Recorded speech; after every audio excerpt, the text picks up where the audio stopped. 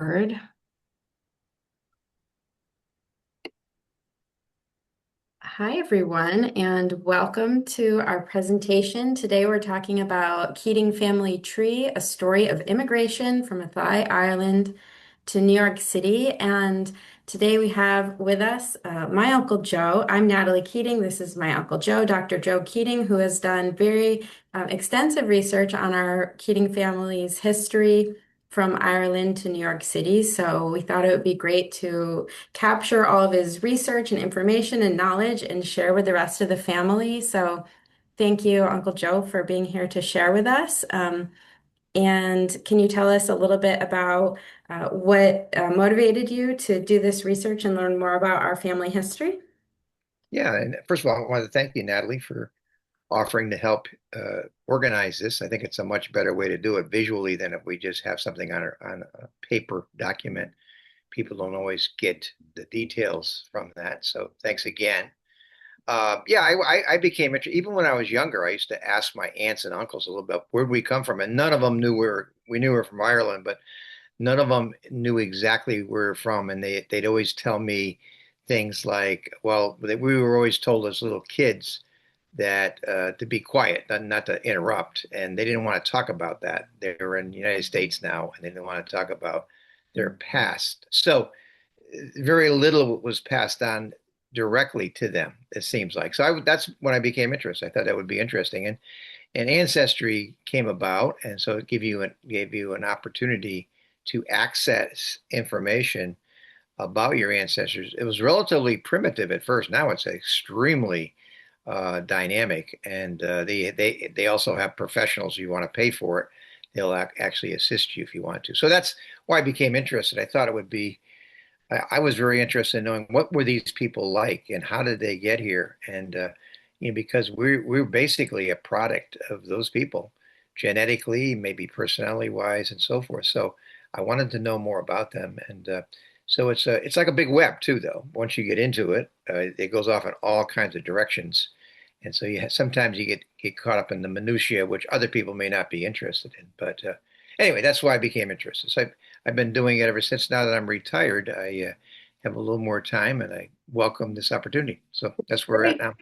now. Very cool. Thank you for sharing about that. And I also want to highlight that you even became an Irish citizen through this process of your research and getting all the documents of our family members. So that's pretty neat too. Yeah. I had to find out, first of all, how you do it. And they've changed that over the years. But right now, you have to have one grandparent, at least one grandparent that was born in Ireland and has a baptismal record in Ireland, and then came to the United States. And it turns out that the Keating side, which we're talking about now, and the Maxey side, my maternal grandparents, neither one of them had their great grandparents were the ones that came over, and not the grandparents. So as a result, I went to my mother's side, and my mother's side, my grandmother and grandfather both were born in Ireland, and they both migrated Mm. uh, in into the United States. That's another story, but that's how I got.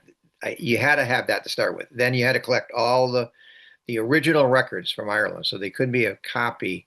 They had to be an original birth certificate, marriage license, death certificates from them down to me to show the connection. And then they actually issue you a birth certificate of sorts. So I have a birth certificate that shows that I have ancestry through my maternal grandmother. So that's how I got it. Very And cool. I had to visit. Let's see the some of the Irish documentation areas in the United States. You can go to them, and then they look at it and they say, okay, this, you need that, whatever. So I have dual citizenship, and I have the right to live there. Uh, if I wanted to go to school, I could go to school there, and Mhm. all that. So that's some of the benefits are, really good. So anyway, Awesome. that's that story. Cool. Thank you for sharing with us. And I want to highlight here. So today we're talking about your paternal side, the Keating side, and we have a map of Ireland, and we're showing south of Dublin where the Keating family came from, Athy and Baltinglass, which are both highlighted here just for reference for everyone. Yeah, it's about 30. I actually visited that when I was in Ireland. It's about 30 minutes to add to it, about 30 to 40 miles south and west of Dublin. You can Okay. take a train, a direct train right to that town Nice. up Athy. Yeah. Awesome. Okay, so today, just to give everyone an overview, we're going to be talking about Keating family origins in Ireland. Where in Ireland did our family come from? Why did they decide to leave? What was their life like before emigrating? And what work or trades did they do in Ireland? So, Uncle Joe, can you share with us a little bit about what life was like in rural Ireland at this time? Okay. 1840 to the 50s. Tell us a little bit about like the food, the work, living conditions, what life was like for them. Okay, so in reference to John the First, who was the one that came over to the United States, to New York City, he was born in 1826, and he lived near Athy, like we mentioned, and he was one child from his father, who was called Arthur Keating. As I mentioned earlier, Arthur Keating, the father, would have named his first son Arthur. So I suspect that either the first son may have died, maybe in the famine, maybe some other time, but there was no Arthur Keating Jr., so to speak. There was a John the First, we call him.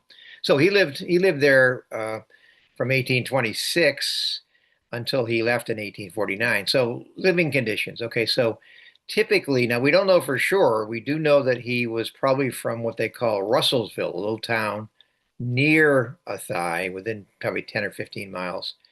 And we know that from the baptismal records, the marriage certificate, and so forth. And so the pictures you see here actually are very good because they show that the mud hut on the bottom with a straw top and maybe some wood and so forth, a one-room house. The very, very poorest Irish lived in these little mud huts in little rural areas, not in the town of Athy, but outside. Like I said, maybe Russellstown was one of the ones. The one above it actually shows almost like a little stucco house, a little bit bigger, maybe some delineated rooms and so forth. We don't know absolutely where he came, which type of house he would have lived in, but we knew it wasn't very lavish. We knew that.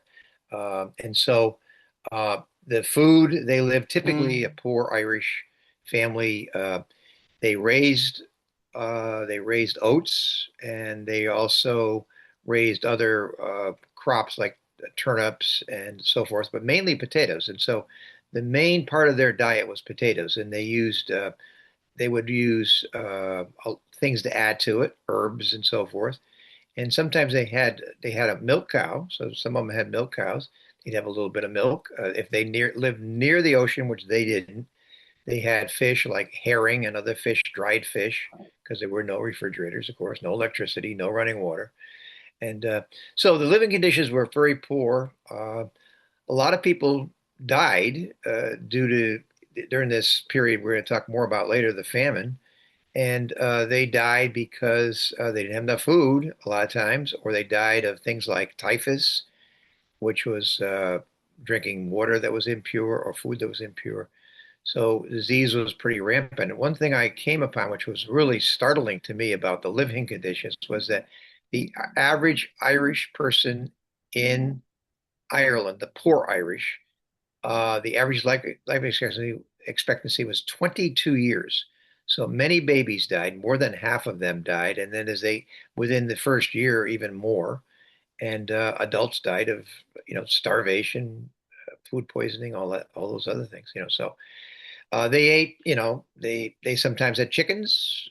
They had chicken. They had chicken to eat. They had sometimes raised pigs, but most of their food was centered around eating potatoes or some derivative of potatoes. The language they spoke, many of the poor Irish spoke English too because they had to deal with these tenants, not tenants, but these owners. And the owners, of course, spoke English. They were from Britain, and so they had to deal with them. So most of them spoke English, and their main language was Gaelic. So they were dual language. They probably didn't have many. The clothing was, maybe one or two pairs of pants or shirts or whatever. Very poor. The women made the clothing a lot of times also. Uh, So the death rate was very, very high, as you can see from the average life expectancy being around 20. That's amazing. Today it's 78 in the United States, around 78, 79 range. So anything else socialization. What did they do for fun, so to speak? They probably didn't have too much fun. They worked up really hard, but they the typical Irish people told a lot of stories. They still do. They sang songs, they did some dancing, but mainly that's what they did. They didn't have a lot. They didn't have very much money, liquid money at all. They were only able to get things by trading the crops that they raised and so forth. So, is there anything else you want me to add on the life there that I didn't uh, I was get just any going more to questions on? highlight something else that you shared with me recently was that our family in this region was Irish Catholic, and also when it comes to education, that they didn't read or write because they were farmers mostly at this time, and so they were illiterate when they came over to the US. Is that right? Right. There were some schools.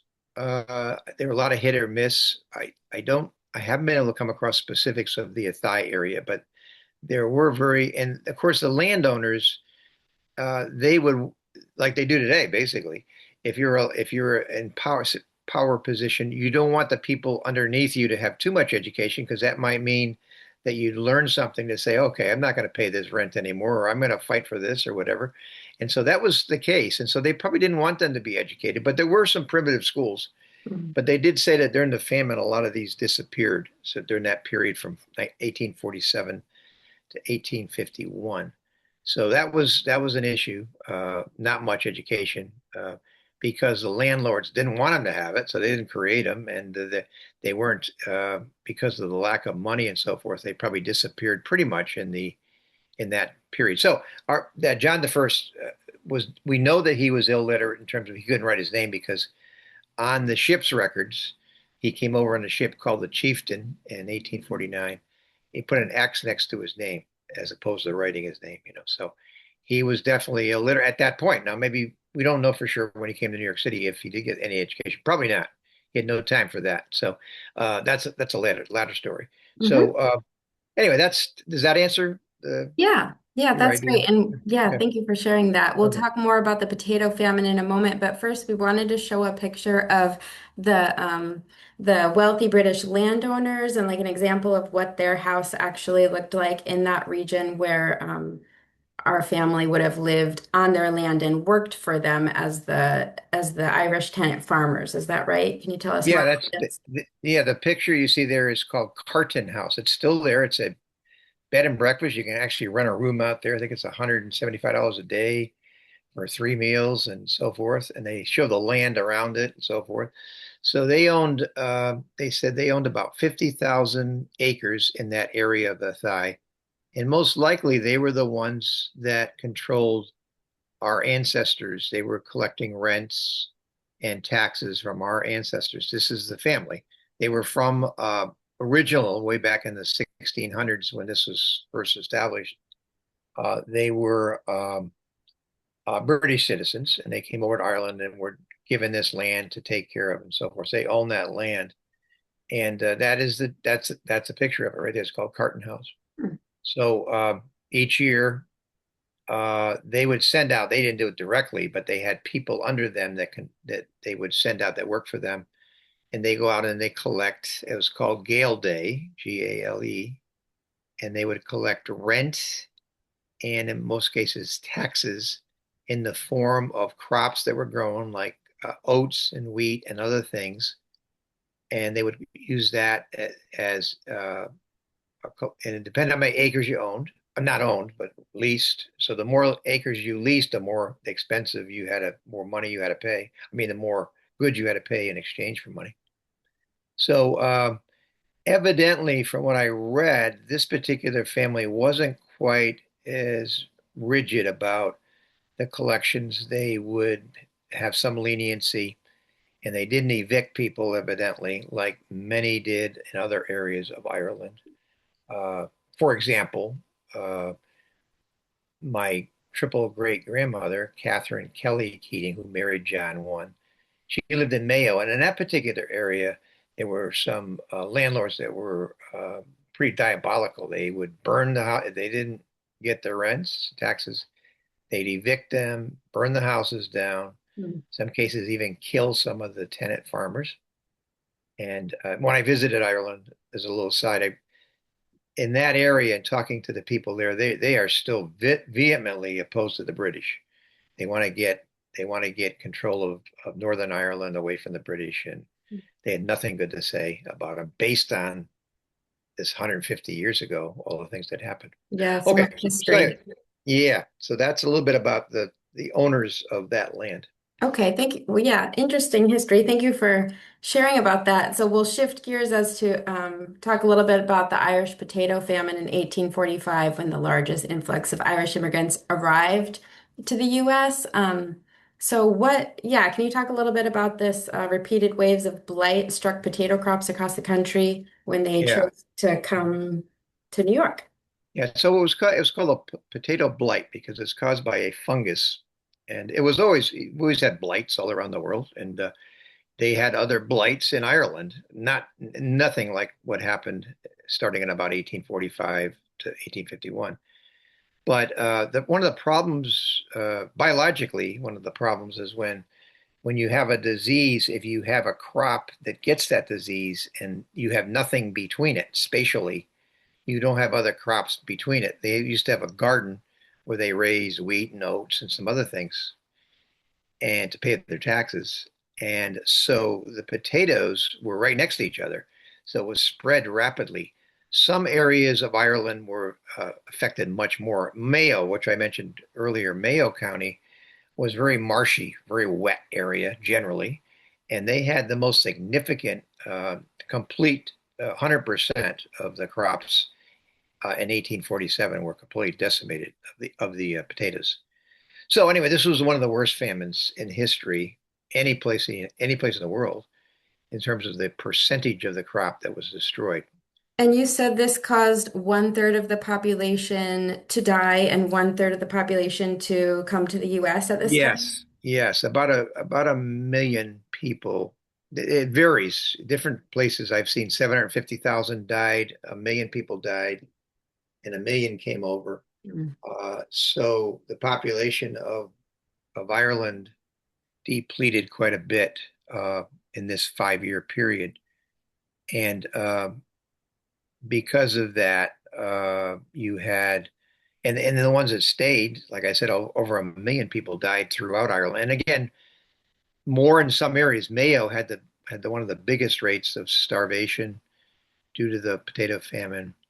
Uh, Kildare area where they were near Athy, not quite as high as that. But and then they had work. They had these. Your slide up there too prompted me to the workhouses. So the Quakers came into Ireland to establish workhouses where you could live and work and get paid a little bit and get food and so forth. And they probably saved a lot of people by having that. They weren't very uh, there were older houses and so forth, but it kept them alive. And so the my my triple grandfather there, he probably worked.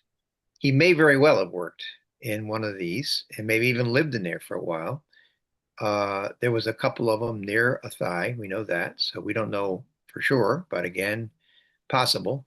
And they would sometimes give it cost £5, approximately £5 to come over on one of the boats uh, to the United States. And so maybe we think maybe he got that money from somebody at the workhouse, some of the leaders, the Quakers at the workhouse. Maybe they saw some something in that John Keating the first that said, "Hey, we need to get him out of here."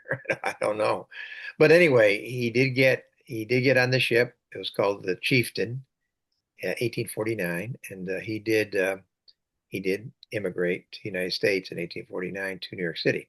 So Hmm. these workhouses helped feed, provide food and housing to some of the uh, poor Irish in the Mhm. areas that were affected the most, especially by the potato famine. And they came over in steerage. And steerage was the very bottom of the boat. And I think in your picture, I'm just looking at the picture here. Yeah, just that just shows them landing. Yeah, coming over on the boat and landing in New York City. And in steerage, they were allowed to get up once 1 hour a day to see the light. Basically, they had little portholes, a little bit of light came in there. On an average, on these ships, and they were sailboats, so it took 6 to 8 weeks to get to the United States. So about 1/4 to 1/3 of people that were in steerage, which were mainly the poor people, obviously, died, and they died of the same thing: food poisoning, water contamination, sewage, and all that affected all those, like typhus. And 1 hour a day, they came up to the top. They got a chance to get some, breathe some fresh air, and so forth. They were fed biscuits, dried meat, and so forth. Some of that was probably contaminated too, I imagine. But anyway, he survived that. He survived that voyage, and a lot of people didn't. Mm. And sometimes they call them ghost ships because so many people died in there and didn't even make it to the other side of the ocean. So and they came into a place called Castle Gardens. Ellis Island was 1902, I believe, and but Castle Gardens was before Ellis. So he came over in 1849. So it would have been into Castle Gardens. Does that? Is there any questions you have about the ships? Anything else about Well, I the? had a question if you could tell us about who you're referring to who originally came over here. I know you said John Keating, so we'll look at the family tree here in a minute. So, Yeah, who yeah. was John Keating who came over here originally by himself, right? He left his wife and his firstborn child in Ireland to come here. Is that right? Right. So backing up a little bit, John Keating the first, I refer to him as John Keating the first, okay? Because he's the first one on the genealogy that was called John that I know of. We've gone back to my fourth great grandfather, who was Michael Keating or Mitch. They had it down on the ancestry, and then he had a son called Arthur, born in 1797. And Arthur had John the First in 1826. And so that's what we have up here. He's born in the thigh area. And I have his baptismal record. And then somehow, we don't know how, but he met Catherine. Her maiden name was Kelly, and then she became Keating. She was from Mayo, Lasinski, a small little town. Matter of fact, there's only like 45 people that live there now. Very small in central Mayo County, which is the western part. So whether or not I talked to some people over in Ireland, they said, in those days, a lot of them came to Dublin because that's the only place you can get a job.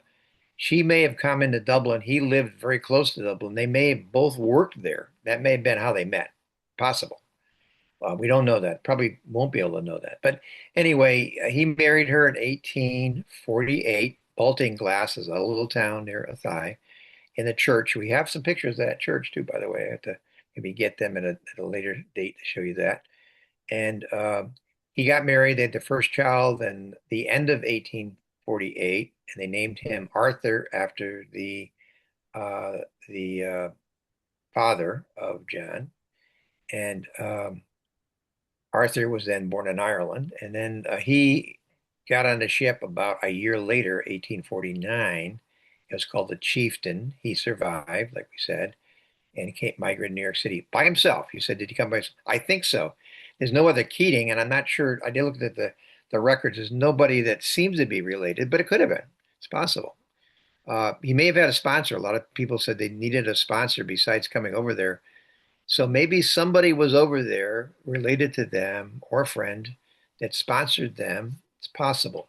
Don't know that. Maybe someday we will, but we don't know that. But anyway, he came into New York City in 1849. She came over about a year and a half later, 1851, and she brought Arthur, the young son. He was about 2 at the time. And she brought up Bridget Keating, who I haven't been able to know for sure. Must have been related to John, maybe a cousin, maybe a sister, maybe his sister. Again, I've checked the records and I can't pull up her birth certificate. So evidently, she came over with somebody to help her come over in that boat. And she came over in 1851, about a year and a half later. So he was over there a year and a half by himself before she came over. And then 1857, 5 years later, they have a second son born in New York City. So we call him John II. He was born in 1857 in Manhattan. We'll talk more about this. They lived on 19th Street, 2nd Avenue, which is Gramercy. Gramercy Park is in southern part of Manhattan. And next time we have a map of Manhattan, we'll show you where it lived and what it looked like, what those tenants looked like in those days. So he was born in 1857.